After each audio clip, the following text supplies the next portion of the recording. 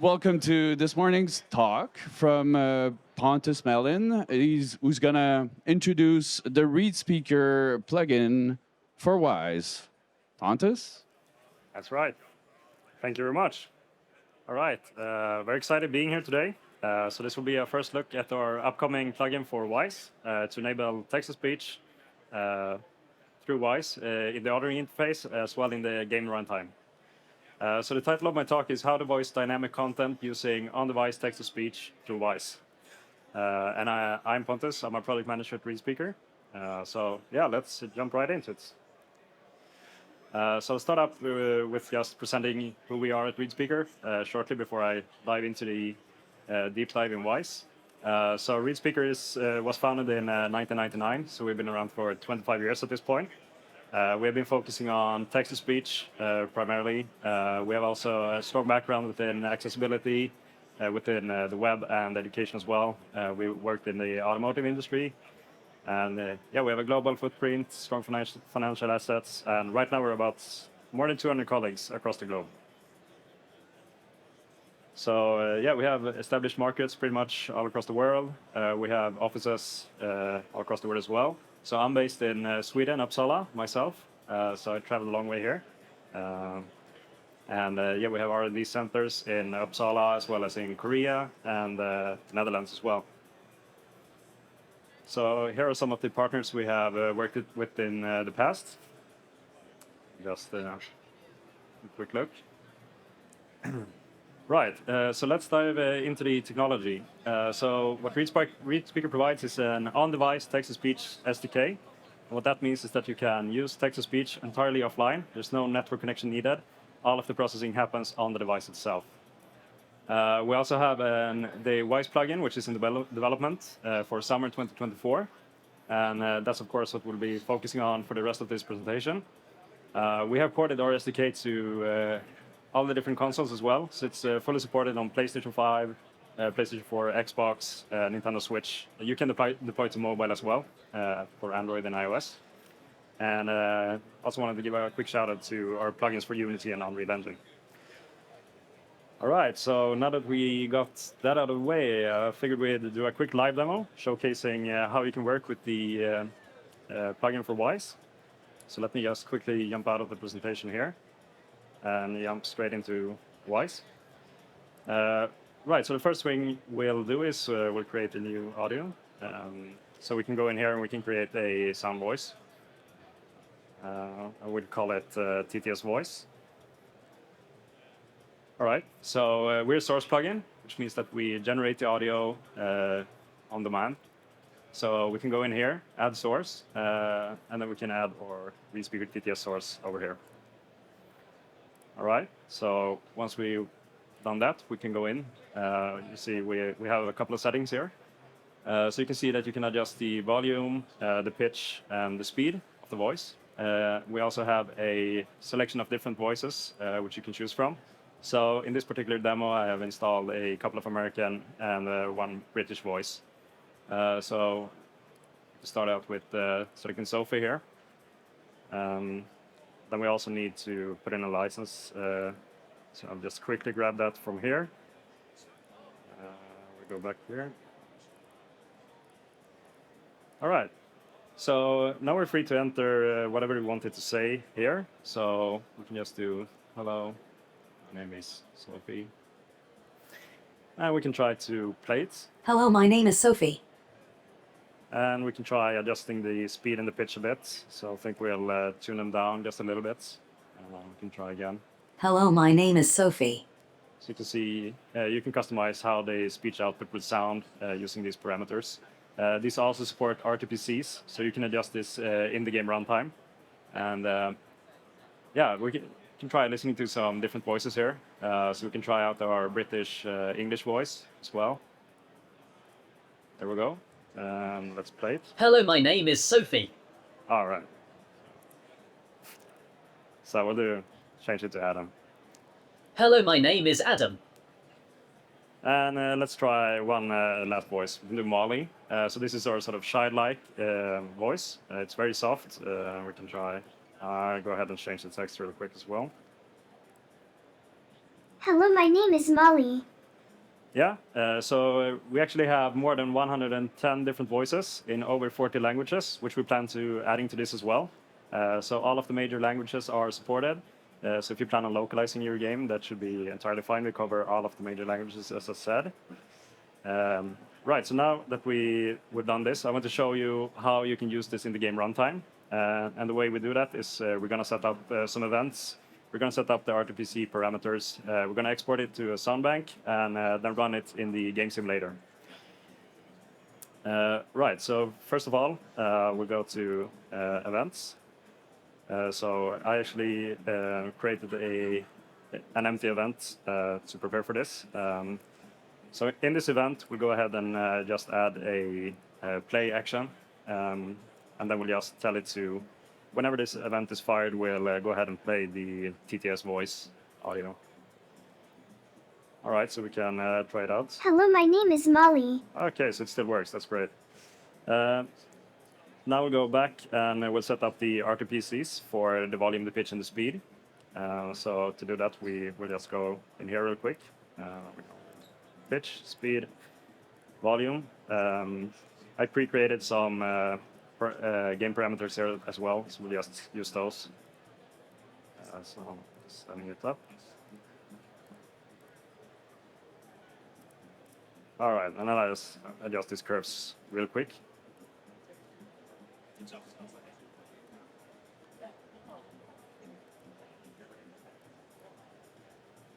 All right, there we go. So now that we set up the RTPCs, we'll go ahead and create a sound bank where we will add this voice. So again, I pre-created an empty sound bank here. So we'll just drag and drop the event we created previously in here. And if we go here, we can see that the plugin is included there as well. All right, so we set up the voice parameters, we set up the RTPCs, we defined an event, and we added that event to SoundBank. So now we can go ahead and switch layouts to over here. Then we go ahead and generate the sound banks for the current platform. So what it actually does right now is it grabs the entire voice model file. So we use AI voices, and we basically grab the entire model and write it into the sound bank. So that whenever we load the sound bank in the runtime, we will just go ahead and read the entire voice model file essentially from the sound bank. Right, so let's jump over to the game simulator. So this is just a very simple console program to simulate a game runtime. And I've already pre-configured all of this, so we'll just go ahead and run it real quick. And then we'll do, all right.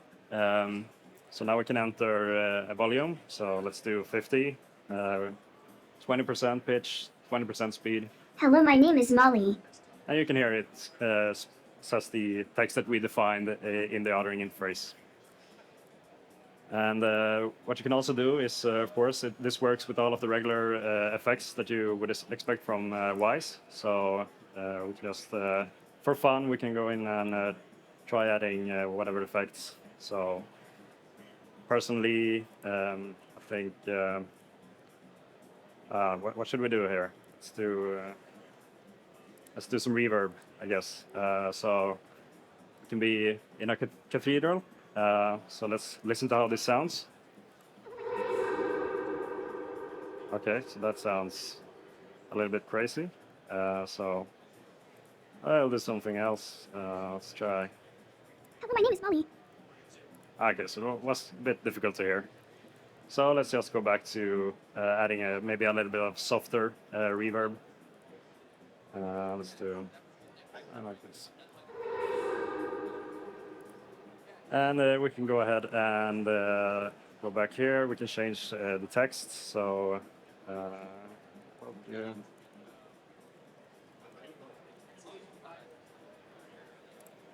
All right, so now whenever we export it again, it will have all of the updated settings. The effect will be included as well. So we can just jump over and try it out. So let's lower the pitch a bit and speed as well.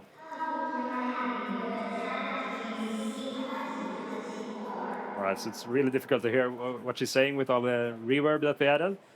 But yeah, that's basically how it works, and that's all cool.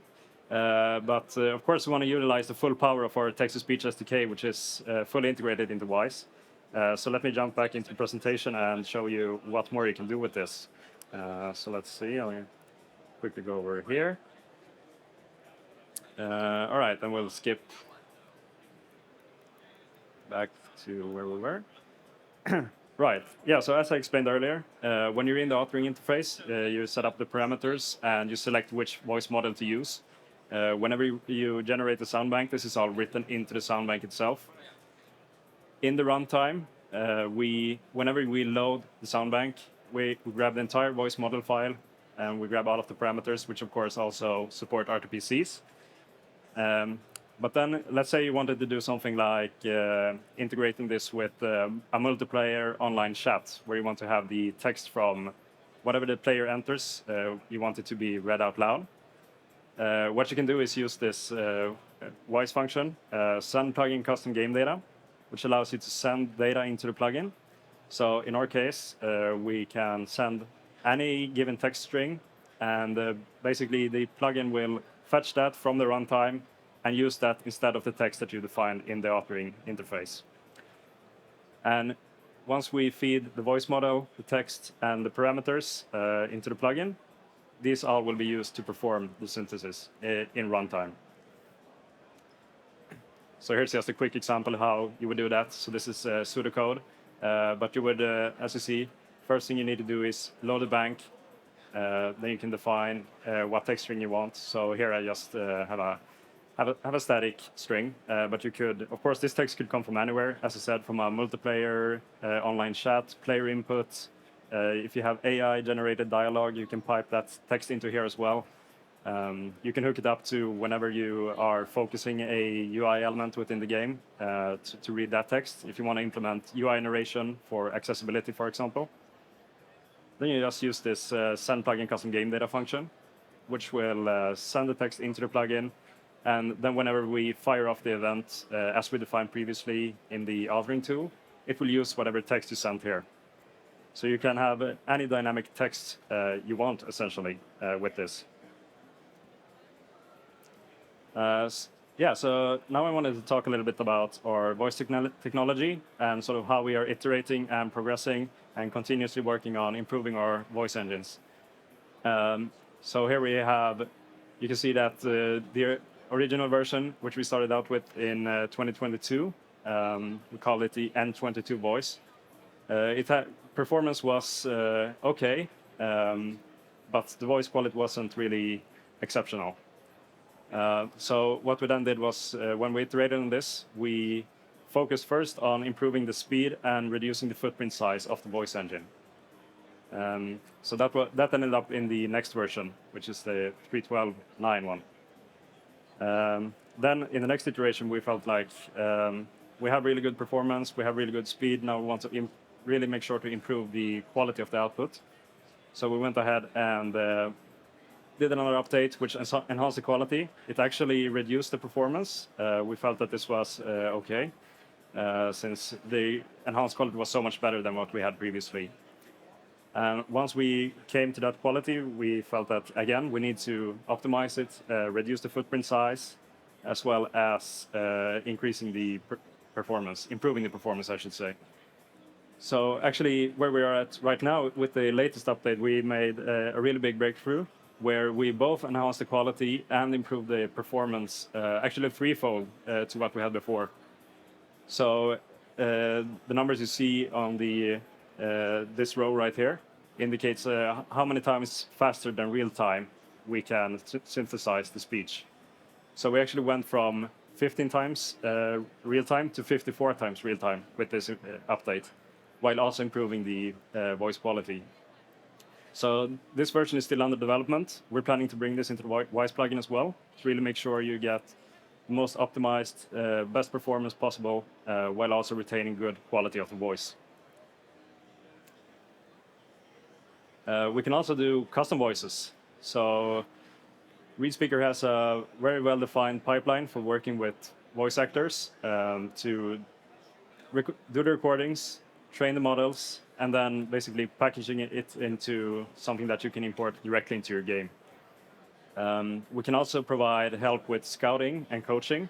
If you don't have a particular voice actor in mind, but maybe you have a certain characteristics you want from the voice, we can do scouting and help you there.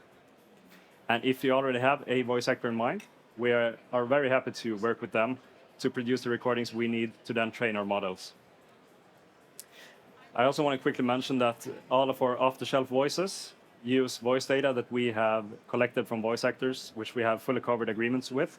So there's no concern about certain, AI policies on copy infringing content and so on and so forth.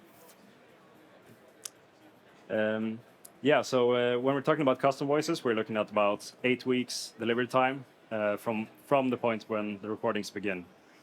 So during those 8 weeks, we will coach the recordings and train the model. This is a very scalable process, which allows us to work with multiple different projects simultaneously. And what's also interesting here is that we can support multiple reading styles. So for example, if you want to have a voice which can sound angry or sad or even whispering, we can do that as well. So it's all a matter of what recordings we use to train the models. Right. So currently we provide this as a service where they will go through us and we work together with the voice actors to do this. We don't have any interface at the moment where you can basically just feed us a bunch of voice data and get a model back. Something we're looking into at the moment, but right now we provide it as a service. Yeah. All right, so what I showed you today was an early prototype of the Wwise plugin. We of course have more features to come. So what we're working on currently is to implement mark, word, and Wwise markers. This will essentially let you subscribe to whenever a new word or a new mark or a new Wwise is encountered within the audio buffer. This is to assist with implementing features such as word highlighting, which is really great for accessibility purposes, as well as lip sync. So Wwise are actually the lip movements at different points in the speech. So we use software Wwise for that. So using that, you can implement lip sync with an avatar. Should be fairly straightforward. We're also looking to bring further voice customization options into this. So we actually have what we call the voice design synthesizer. This allows you to create novel voices using our current off-the-shelf voices and sort of mixing in between them. So you can mix between one voice and another, where you can grab some of the characteristics from the first voice and blend them together with the second voice, and it will interpolate in between those. So you can create entirely unique voices from scratch using and blending between our available voices. So you can mix between, for example, you can grab some of the timbre or the voice color, which we call it, from one voice and mix it with another, some of the pitch or some of the duration, which is essentially the cadence of the speech. As I mentioned, we're also looking to improve voice quality and performance.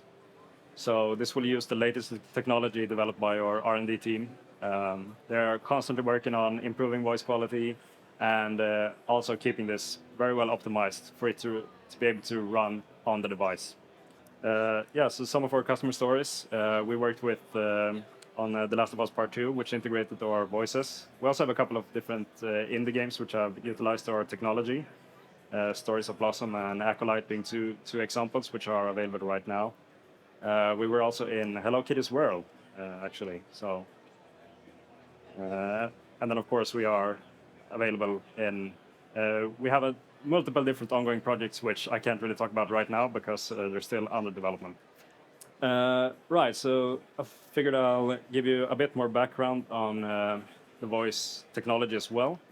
So what I showed you in this presentation was our neural standard voices.